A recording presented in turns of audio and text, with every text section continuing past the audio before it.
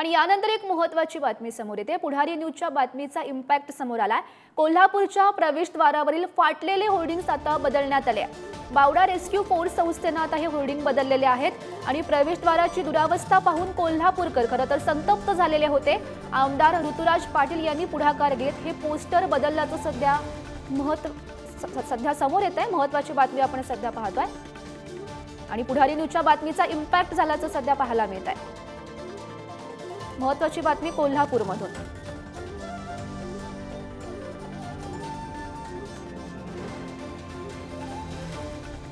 तर या संदर्भात माहिती देत आहेत आमचे प्रतिनिधी शेखर पाटील सध्या आपल्या सोबत आहेत। शेखर, आपण महत्त्वाची बातमी आपण पाहतोय। खरं तर पुढारी न्यूजच्या बातमीचा इम्पॅक्ट झाल्याचं पाहायला मिळत आहे। कोल्हापूरच्या प्रवेशद्वारावरील फाटलेले होर्डिंग्स आता अखेर बदलण्यात आले आहेत।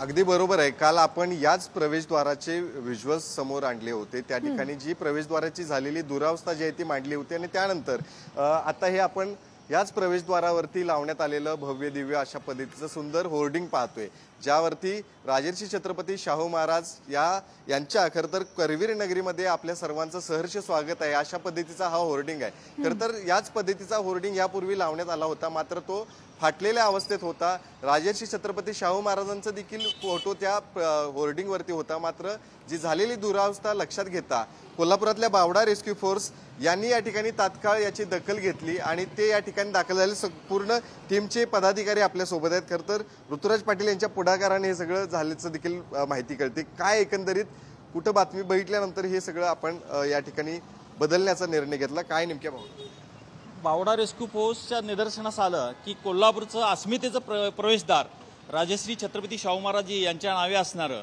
आणि त्या ठिकाणी जे प्रवेशद्वारावरचं डिजिटल बोर्ड होता तो वादळ वाऱ्यामुळे फाटलेला होता आणि हे बघितल्यानंतर ही अवस्था बघितल्यानंतर आम्ही ताबडतोब ऋतुराज दादा यांच्या कानावर घातली की अशी आपल्या कोल्हापूरची जी अस्मिता आहे ते प्रवेशद्वारावरचा डिजिटल बोर्ड खराब झालेला आहे। ताबडतोब दादांनी याबाबत मार्गदर्शन केलं आणि तो बदलून घ्या म्हणून त्यांनी सांगितलं। आज सकाळी आमच्या सर्व कार्यकर्त्यांनी जे उपस्थित आहेत त्यांनी आम्ही सांगितलं आणि ताबडतोब आणि हा बोर्ड बदलण्याची व्यवस्था केली। यासाठी आमच्या बावडा रेस्क्यूचे सर्व सदस्य इथं उपस्थित आहेत आणि कोल्हापूरच्या जनतेला आमचं देखील आव्हान आहे की अशा काही गोष्टी असतात त्यावेळी आपण सर्वांनी सतर्क राहून याबाबत कोल्हापूरची अस्मिता जपणं आणि त्यासाठी आपण सर्वांनी धडपडणं हे आमच्या बावडा रेस्क्यूतर्फे सर्वांना मी कळकळीचं आवाहन करतो। तरी सगळे बावडा रेस्क्यू फोर्सचे सगळे पदाधिकारी होते। आपण पुन्हा एकदा हे व्हिज्युअल्स दाखवतो। कोल्हापुरात प्रवेश करणारे मुख्य प्रवेशद्वार आहे आणि त्या ठिकाणी होर्डिंग जे आहे ते फाटलेल्या अवस्थेत होतं आणि त्यानंतर हे होर्डिंग बदलण्यात आलेलं आहे। तर वरती देखील आपण बघू शकता कोल्हापूर महानगरपालिकेच्या वरती एक भगवा ध्वज देखील होता, तो देखील खराब या ठिकाणी असल्याचं निदर्शनास येताच तो देखील या ठिकाणी बदलण्यात आलेला। त्यामुळे नक्कीच कोल्हापुरात काल पुढारी न्यूजनं याच प्रवेशद्वाराची झालेल्या दुरावस्थेसंदर्भातलं वृत्त प्रसिद्ध केलं होतं आणि त्यानंतर तात्काळ दखल घेत या ठिकाणी नवं होर्डिंग आता झळकताना पाहायला मिळते।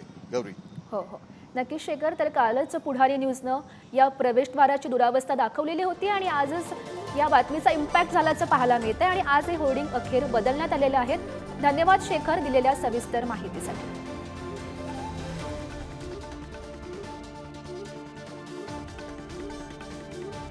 Thank you.